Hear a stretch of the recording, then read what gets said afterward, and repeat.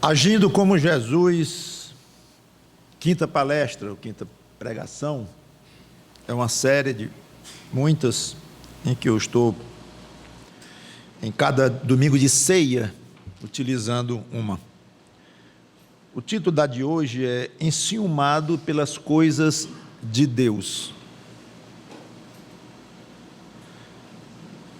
Nós vamos ver hoje Jesus duas vezes chocado com o desrespeito no templo de Deus em Jerusalém.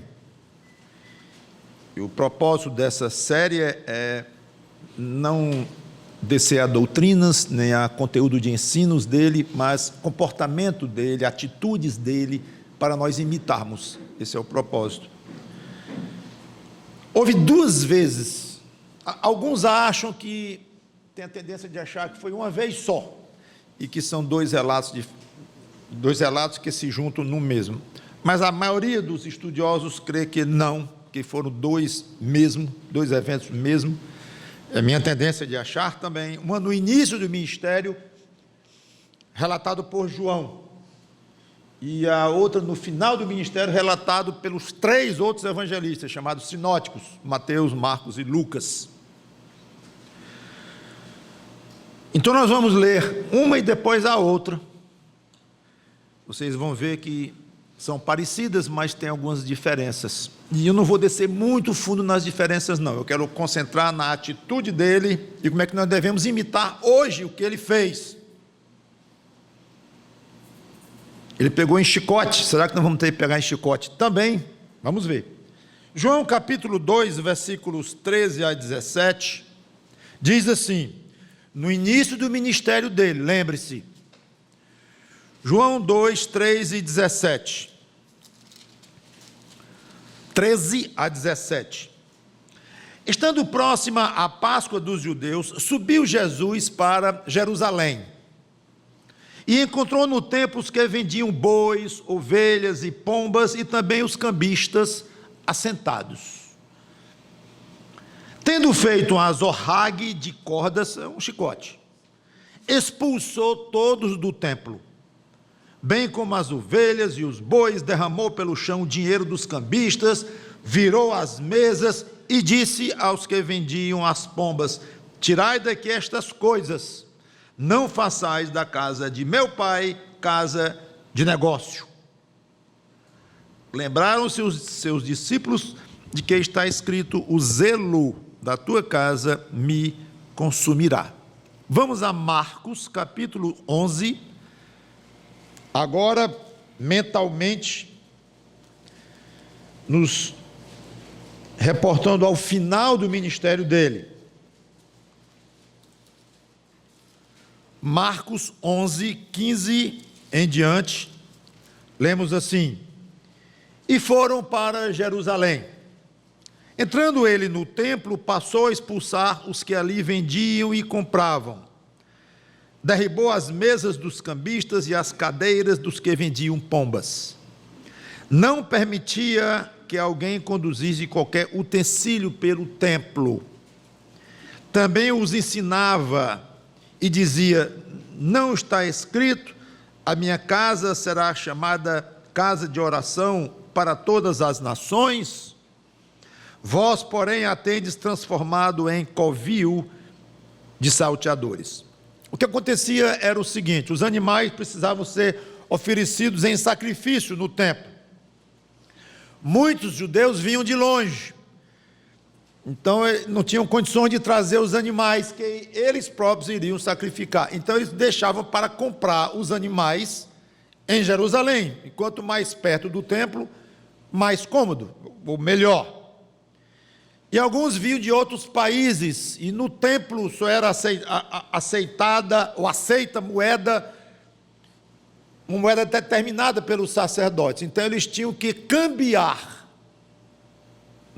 moedas que eles tinham, de onde vinham, por moeda aceitável no templo para suas doações. Nada errado com essas coisas serem feitas. O que chocou Jesus é que foram feitas dentro do templo. E o templo era a casa do pai dele, como ele disse lá em João. Curiosamente, em Marcos, no final do ministério, ele disse minha casa. Curioso isto. Alguém até apontou e disse, olha a divindade dele aí, disfarçada nessa frase, a minha casa. Nem falou no pai na segunda vez. Na primeira ele falou no pai. E na segunda, nele próprio. A casa dele estava sendo feita de covil de salteadores. E ele não podia admitir. Afinal de contas, era Deus, era a casa de Deus. No relato de João, nós vemos Jesus profundamente irado, toma um chicote de cordas, fez um chicote ali na hora, parece, expulsou os vendedores dos animais, derrubou as moedas, virou as mesas e acusou aqueles que estavam fazendo negócios ali dentro, porque estavam confundindo as coisas e fazendo da casa do pai dele casa de negócio, casa de câmbio, casa de venda, comércio, dentro da casa do pai dele. Não admitia. No relato de Marcos, alguns poucos anos depois, já no final do ministério dele, temos um relato parecido, mas não igual. Não fala em chicote, inclusive, mas diz que ele expulsou, derrubou mesas e cadeiras. E tem uma coisa lá que não tem em João, é que ele não permitia que conduzissem utensílio pelo templo. Não sabemos exatamente o que estava acontecendo. Talvez eles estivessem usando o templo como um atalho entre a cidade de Jerusalém e o Monte das Oliveiras, que o templo ficava no meio, entre uma coisa e outra. Então, talvez eles estivessem circulando por ali apenas como uma maneira de atalhar o caminho. Pode ser. O fato é que tinha gente circulando pelo templo que não em dedicação de oração e fazendo o que a lei mandava dentro das atividades normais prescritas, mas estava apenas passando lá por dentro. E ele não gostou absolutamente. A acusação dele foi mais pesada do que na primeira vez, porque vocês estão vendo isso aqui, um covil de salteadores, ladrões ou desonestos. Presume-se que estivessem realmente fazendo também negócios exploradores, desonestos e todo tipo de negociata. Desandou. Mesmo um comércio que já seria inconveniente pelo local no templo, mas que seria lícito pertinho de lá, como já expliquei, para venda de animais e troca de moedas, tudo bem, mas rapidamente descambou para todo tipo de negócio. E em ambas as ocasiões houve muita confusão, reação fortíssima da parte dele, até violenta. E o que nós temos para imitar de Jesus aqui? Duas coisas. O zelo pelas coisas de Deus, interesse pelas coisas de Deus, ciúme pelas coisas de Deus. No sentido de ciúme, é aquilo que a gente gosta tanto que não quer que ninguém toque ou estrague. Pode até tocar, mas não estraga. Cuidado com isso aqui, cuidado com aquilo lá, não vá manchar isso aqui, não vá quebrar aquilo lá. Cuidado, cuidado, muito zelo. Zelo pelas coisas de Deus. Primeira coisa que se nota, inclusive os apóstolos se lembraram, eu li, né, o zelo da tua casa me consumirá, quando ele reagiu daquela forma. Mas seria o caso de perguntar, zelo pelo quê de Deus? Não seria um pouco vago dizer, vamos ter zelo pelas coisas de Deus? Tudo bem, afirmação correta, aliás, é um desafio saudável para o crente, eu poderia até encerrar aí. Mas vamos levar um pouquinho mais amiudado isto. Pelo que de Deus? E eu dei 4 sugestões aqui para nós. Primeiro, pela palavra de Deus, pela conservação da palavra de Deus, pela transmissão correta da palavra de Deus. Uma palavra que é o conjunto dessa revelação que está aqui nas Escrituras, absolutamente pura, correta, vinda do próprio Deus, passando por homens que a escreveram, mas sem um mínimo de contaminação, mesmo guardando as personalidades de quem escreveu, mas mantendo exatamente cada tio que Deus quis revelar. Isso aqui, sendo estudado, essa palavra sendo estudada, ensinada por pessoas que mesmo convertidas, mas pecadoras ainda, ensinando num mundo pervertido, do qual alguns se salvam, a maioria não, degenera. O ensino degenera. É raríssimo você ver igrejas muito velhas, porque as igrejas são fundadas e logo depois o ensino vai se afastando das Escrituras pouco a pouco e no fim se tornam igrejas longe do Evangelho. Pode até existir, mas longe do Evangelho. Escolas, faculdades, eu tenho dito aqui, grandes universidades conhecidas no mundo inteiro, foram fundadas como universidades cristãs para ensinar, centralizadas na palavra de Deus, pura mesmo. Mas não demorou muito para os ensinos do mundo e as filosofias mundanas tomarem conta e degenerou totalmente. Hoje não ensinam coisa nenhuma de Deus. Mantém os mesmos nomes, às vezes os mesmos edifícios, mas degenerou.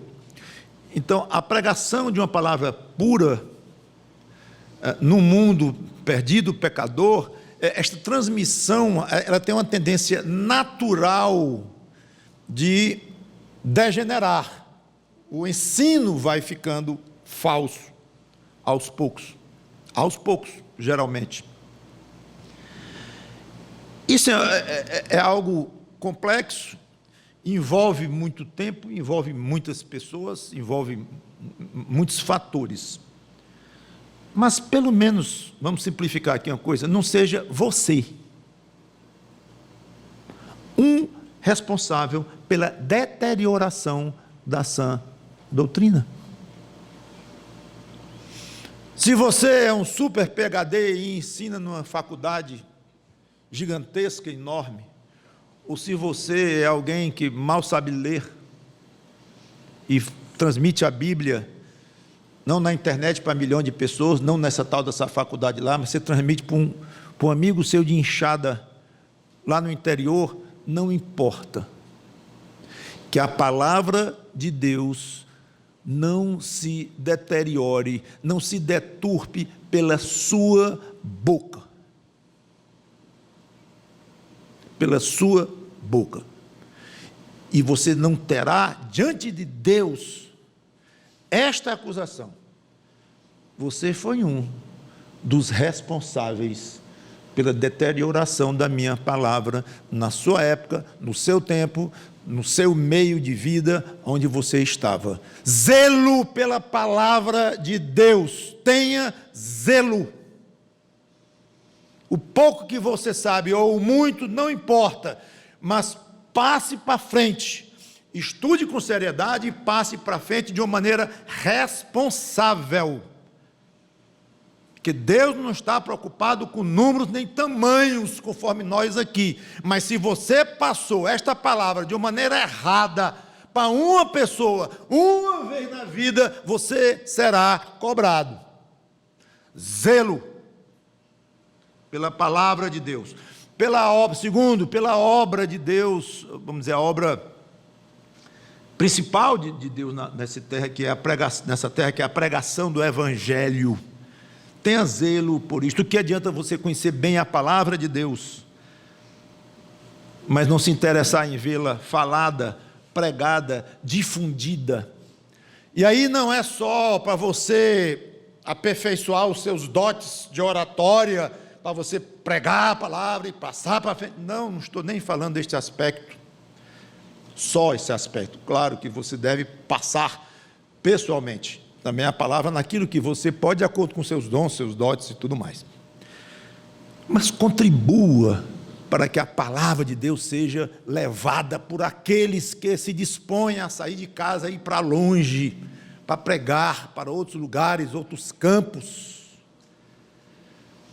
Tenha zelo, e esse zelo é mostrado lá na sua casa, quando você está ali orando, talvez com porta fechada, e você está orando por aquele missionário, aquela família missionária lá do outro lado do mundo. Você está mostrando zelo, zelo pelo Evangelho. Senhor, estou orando por esses irmãos, para que, não é nem por eles em si, embora eu os ame e tudo, mas eu quero orar pelo trabalho deles, além das pessoas deles, mas o trabalho e o efeito da pregação deles, do Evangelho.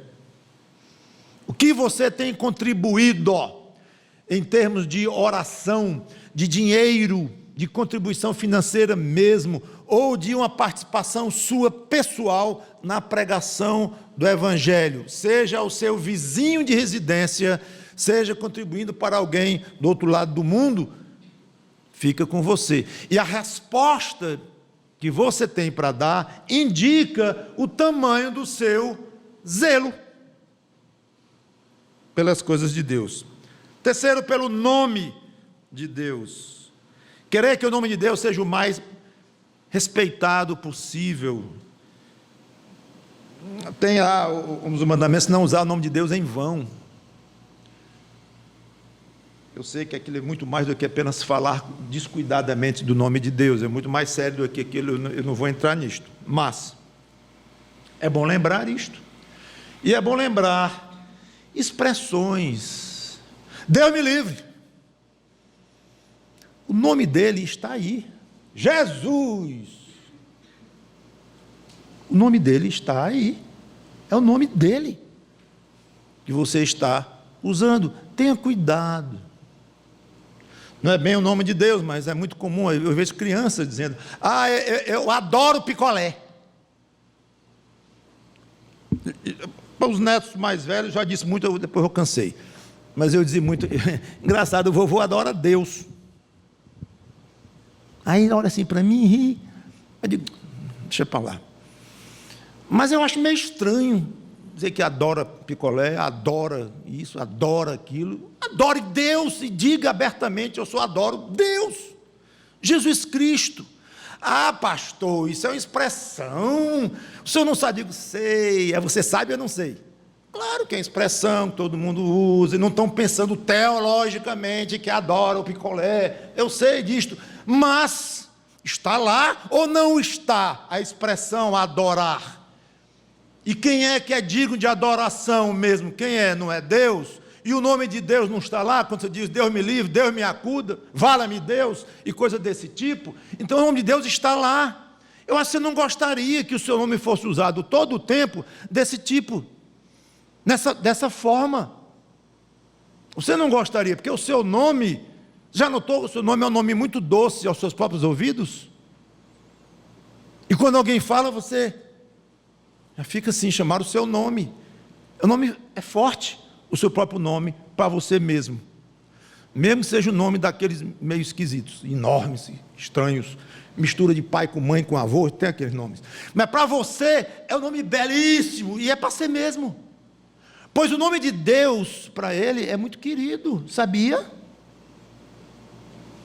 Pois você cuide, pelo menos, agora você não vai consertar o mundo, mas procure pelo menos você usar com cuidado o nome Jesus, Cristo, Jesus Cristo, Deus, Espírito Santo.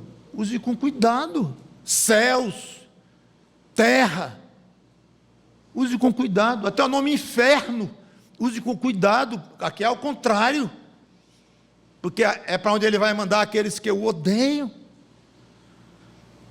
Tenha mais zelo pelo nome de Deus. Finalmente, nessas sugestões da primeira parte aqui, zelo pelas coisas de Deus, zelo pela igreja dele. Aqui é um mundo, que eu não vou nem entrar, já quero encerrar, mas é muito vasto. Seja como for, fica a lembrança. Zelo pela igreja, pela sua igreja, pelo nome da sua igreja, pelo conceito da sua igreja. Trabalhe pela sua igreja, lute pela sua igreja. É duro manter uma igreja linda, sem ruga, bela, para o noivo dela. É difícil mantê-la. Se o mundo quer estragar, o diabo quer arranhá-la. quer estuprá-la, como eu coloquei aqui de uma maneira muito forte semana passada. Não vou ficar usando todo o tempo essa figura, não. Mas de vez em quando é bom que se traga à mente que o mundo, de fato, é muito violento contra a igreja do Senhor Jesus Cristo, contra esta igreja local aqui. E você, o que tem feito por esta igreja, para mantê-la pura, linda, em doutrina, nos ensinos, no testemunho, nas vidas, nas amizades uns com os outros, nas orações uns pelos outros, no conhecimento dos problemas uns dos outros, levando as cargas uns dos outros. O que você tem feito? Que zelo você tem mostrado pela igreja que é a noiva de Cristo? E, finalmente, que é a segunda parte, mas eu vou ser muito rápido. Após sentir zelo queimar por dentro, trate de agir. Eu fico imaginando Jesus olhar no começo do ministério deles, que coisa desagradável que eu estou vendo aqui. As pessoas estão aqui traficando no templo, na casa do meu pai, vendendo no lugar que não é para vender, sendo desonesto, está muito errado aqui, estou muito aborrecido com isso aqui, ponto. E anos depois, no final do ministério, mesma coisa. Será possível? Há 3 anos que estou pregando aqui o Evangelho do Reino, andando por tudo que é lugar, estive no templo várias vezes aqui, fiz o que fiz 2, 3 anos atrás, e agora tudo de novo, já estou perto do fim do meu ministério, e parece que não adiantou coisa nenhuma, já estou, que coisa, e ponto final. Ele agiu. Aliás, uma atitude fortíssima, como nós vimos aqui. Pois reaja com vigor. Quando você vê as coisas de Deus precisando serem defendidas ou serem protegidas, não vou dizer que não vamos fazer chicotes, bater nas coisas, derrubar coisas, embora talvez alguma situação muito crítica, muito especial até exija isso de nós, mas não vai ser o normal, não vai ser o padrão. Muito cuidado ao usar força física e violência e coisa desse tipo. Cuidado, para pecadores como nós, a violência é quase sempre misturada com ira pecaminosa, com interesses pessoais prejudicados, distorcidos, com maus pensamentos. Então é muito delicada essa questão de usar força ou ser um pouco mais forte na defesa de qualquer coisa, incluindo as coisas de Deus. Jesus foi violento aqui, sim, mas dentro de uma ira absolutamente santa e desejando sempre o melhor para aqueles a quem ele estava criticando, denunciando, acusando. E não sei se ele chicoteou alguém fisicamente, ou as coisas em si. Aquele chicote foi mais um símbolo, não é que ele chicoteou alguém várias vezes até sair sangue da pessoa. Acho que não teriam nem deixado ele fazer isso. A própria pessoa que estava sendo chicoteada, imagino que aquele chicote teve um efeito muito simbólico da ira dele, da indignação dele, e ele mostrou com aquilo na mão, e tem um efeito muito forte. Até hoje estamos falando disto, mas não é que ele saiu chicoteando pessoas, pelo menos de uma maneira mais profunda. Ele foi chicoteado logo antes de ir para a cruz. Então, quando eu digo reaja com vigor, quando tomado de zelo pelas coisas de Deus, como seria? Não precisa ser violento. Use palavras firmes, veementes. Até o tom pode ser baixo, se for o caso. Se não for, levante o tom. Não é o caso. Mas um crente dizer: eu não aceito isto. Olha, eu não posso admitir isto aqui, que está sendo feito aqui, ou colocado aqui, ou ensinado aqui. Eu não posso admitir. Anotem aí, registrem aí. Está errado isso aqui. Isso é uma reação. Não é violenta, mas é uma reação forte e marca. E é preciso ter coragem para fazê-la, mesmo falando baixinho. Mas é uma posição muito forte. E quem é que sabe o que vem de lá para cá? Então mostra coragem, é forte. Sabe outra coisa que marca muito? Uma ausência sob protesto. Essa reunião aqui estão usando o nome de Cristo de uma maneira que eu não posso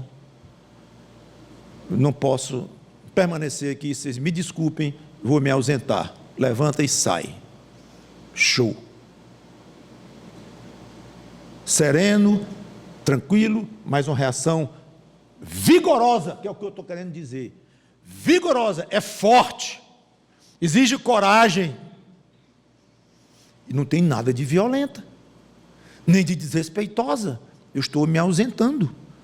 Pode ter uma alta autoridade presente, eu estou me ausentando. Você perde seu emprego se você sair daqui, aí já é outro assunto. Como eu disse, as consequências que vêm de lá para cá, que venham, mas eu vou ter minha atitude de zelo pelas coisas de Deus. Eu vou me retirar. E se retira, se for o caso. Ou um paciente e longo trabalho de conscientização, se o caso permitir, a pessoa que está desrespeitando, a pessoa que está blasfemando, você chega com palavras claras e discordantes, mas oferecendo, se for o caso, ajuda, eu lhe mostro que está errado e tal. Tem várias maneiras. Em tudo isto, é preciso ter muita sabedoria de Deus. Jesus tinha isso em abundância. Foi totalmente, o homem Jesus, totalmente possuído pelo Espírito Santo. Então, para imitar Jesus e fazer tudo errado, acho que é melhor ficar quieto. É de mau gosto o crente sair por aí dizendo que está imitando a Cristo e agredindo tudo, acusando as pessoas, humilhando o outro, gritando acolá, e dizendo que está defendendo o nome de Cristo, ou fora da igreja, dentro da igreja, mas de um comportamento violento, naquele, como eu disse, no sentido misturado de um zelo correto por pecado dentro. E muito cuidado. Tudo bem. Por outro lado, quando você for tomado por zelo, nunca deixe de agir por covardia, ou zelo de ser prejudicado. Se o zelo queimou dentro de você, e você sente, está convencido de que o Espírito Santo de Deus está lhe empurrando para algum tipo de atitude e de defesa pelas coisas de Deus, vá em frente. A forma, já comentei, e peça sabedoria a Deus, mas a atitude não deixe de ter. Deixe-se consumir pelo zelo de Deus. Seria uma bênção muito grande você levar uma surra pelo zelo puro de Deus. Você ser demitido pelo zelo correto das coisas de Deus. Você ser preso pelo zelo correto, sábio das coisas de Deus. Jesus terminou numa cruz pelo zelo correto das coisas de Deus. É uma honra se deixar consumir pelas coisas de Deus. É uma honra imitar Cristo nisto também. Vamos orar. Obrigado, Senhor Deus, pela Tua palavra, que o zelo correto, o ciúme correto nosso pelas Tuas coisas nos leve aonde Tu queiras nos levar. Seja uma palavra de protesto, seja um retirar-se de uma reunião, seja o ser surrado no meio de uma praça e talvez ser morto pelo zelo correto das Tuas coisas. Que privilégio! Dá-nos esta visão e este coração. Jesus os tinha. Em nome dele te pedimos e agradecemos. Amém.